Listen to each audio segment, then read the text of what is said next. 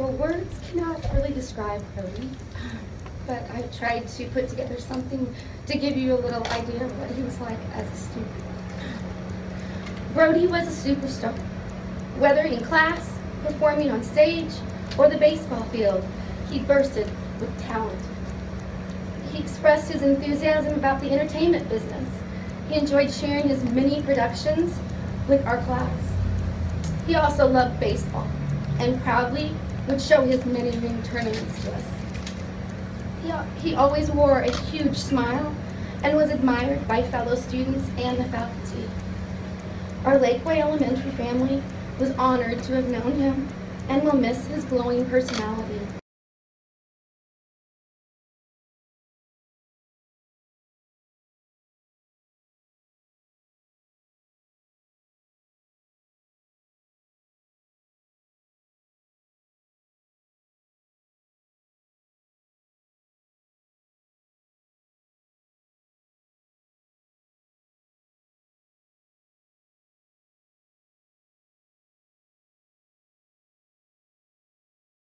He did have a very charismatic personality. I wouldn't call it a class clown because he was very respectful in class.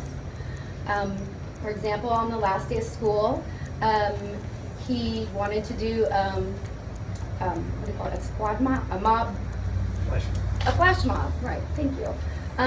For our kinder buddies. So we got together with the PE teachers, and while they were in PE, he led the flash mob, and the kindergartners just ate it up.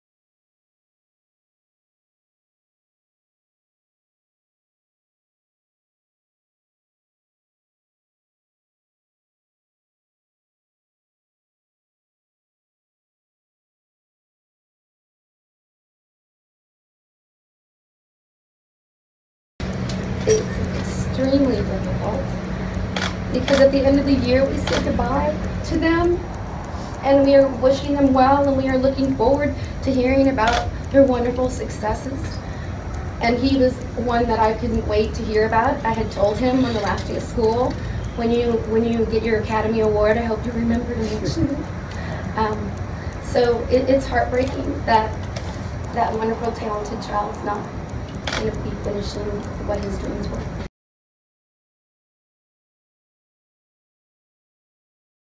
He had told me at the end of the year that they were going abroad and that one of the things he was looking forward to was running with the bulls. And I told him he was crazy.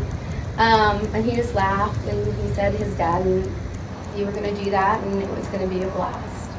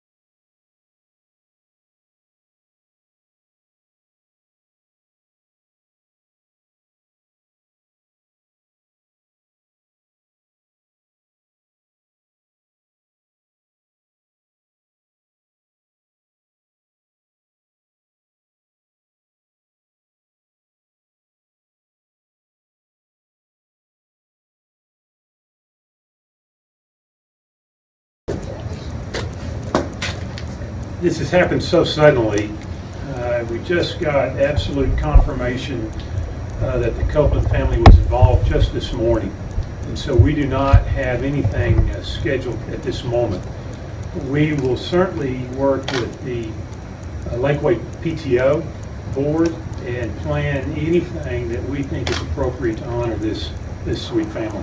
How many years did he attend schools in the Lake Travis High School? To my understanding, the family had been here just a couple of years. They moved from Prosper, the Dallas area, and they had just been here a couple of years. So did he enter in 4th and 5th grade here? I think that's correct. We're not 100% certain just yet. I know it's summertime, but will there be any counseling service for some of the students who were classmates of his?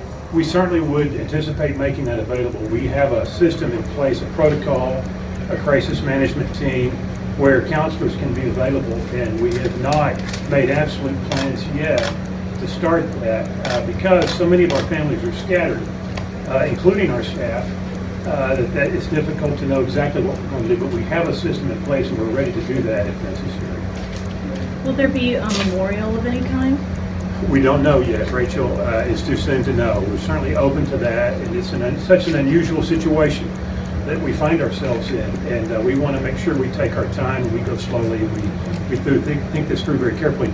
We don't want to do anything without the family's permission and consent, including a vigil or memorial or any step of any kind. And we obviously have not spoken with the family at this point, being so quickly after the tragedy. When you're dealing with a situation like this, it's not something a child may understand. It's not a sickness or a car crash. This is a terror attack. So what explanation will you kind of give the students who are asking questions about what happened? I'm not a mental health professional. I don't know exactly how to answer that question. I think we would depend on the parents to help us a good bit on that, and we have staff in place who are here to answer those questions, and I'm not 100% sure. This is unfortunately not our first incident with a student death or a parent death even this year. And but this is a remarkable situation, very different from anything we've dealt with in the past. So I don't know exactly how to answer that question. I didn't personally know Brodie. I did not know Mr. Copeland, and I don't know the Copeland family. But I know this. As a school district in the Lake Travis community, when they return home, they will be wrapped up. They will be well loved, well fed, well covered, and most importantly, well prayed over. Our community will surround this family in a remarkable way. We don't understand what happened, and we don't even know how to explain this to ourselves, much less 10 or 11 or 12-year-olds. But I know this about our community: they will take care of this family. They were connected to this school. They were connected athletically. They were connected in fine arts. And so they are well surrounded, and I'm grateful for that, because we don't know what else to do. We can't go back in time. We can't meaningfully repair what's been done, but we can surround them and take care of them the best we know how. A couple of things. One was Brodie an only child? Were there any siblings? My understanding is that Mr. Copeland had 2 grown children. And then real minor details. How many, what's the enrollment here, and how big is the 5th grade class? The enrollment in this campus is around 650 or so students, and I'm guessing the 5th grade class would be 95 to 100. I don't. 150. Didn't know math questions would be involved. All right. Usually not from journalists. Yes. Is there anything else you'd like to add? As a superintendent, we have over 9,000 students here, 96 or 700 students, and this is a situation you don't want to be in. And I'm grateful for teachers, principals, and our school board and our staff that helps us cover a family in this situation. You can't prepare for it. They don't cover this in graduate school. This is a terrible situation, and I don't understand how we're here as a society. I'm not a political scientist. I'm not a statesman. I don't know how we're here. and I can't explain the acts of a person or persons who would do this kind of thing. But as I said, our job is to take care of this family when they get home. I don't know at all what their plans are, when they plan to return, but we will do our best to take care of them in any way we can. Is there anything the community can do to show? I think you do what communities do all over the country. When there a tragedy like this hits, whether it's a natural disaster or an act of terrorism or random acts of madness or accidents in general, Dallas, Columbine, Sandy Hook, you pull together, you hug your children, you tell people you love them, and you treat people the way you want to be treated, and we see if we can as a society try to put this kind of thing behind us. And but that's a very good question. Doctor, if I may, are there any summer classes in session? And if they are, do you have any social workers that will be speaking with you? We have a number of summer programs in session, and we have already talked about that, and we have a plan in place to address those students Monday if necessary, and we'll be prepared for that. Yes, sir. Would you mind saying and spelling your name for us? Brad, B-R-A-D, Lancaster, L-A-N-C-A-S-T-E-R, Superintendent of Schools. And how did the district get word of their death? Late yesterday evening, I received a text message from the principal, Mr. Sam Hicks, that he had gotten word from a parent. And knowing the opportunity for misinformation in this kind of setting with social media, we were very cautious about talking about this, and we waited until early this morning before we got what we considered to be confirmation that this family was definitely involved. We heard about it late yesterday afternoon.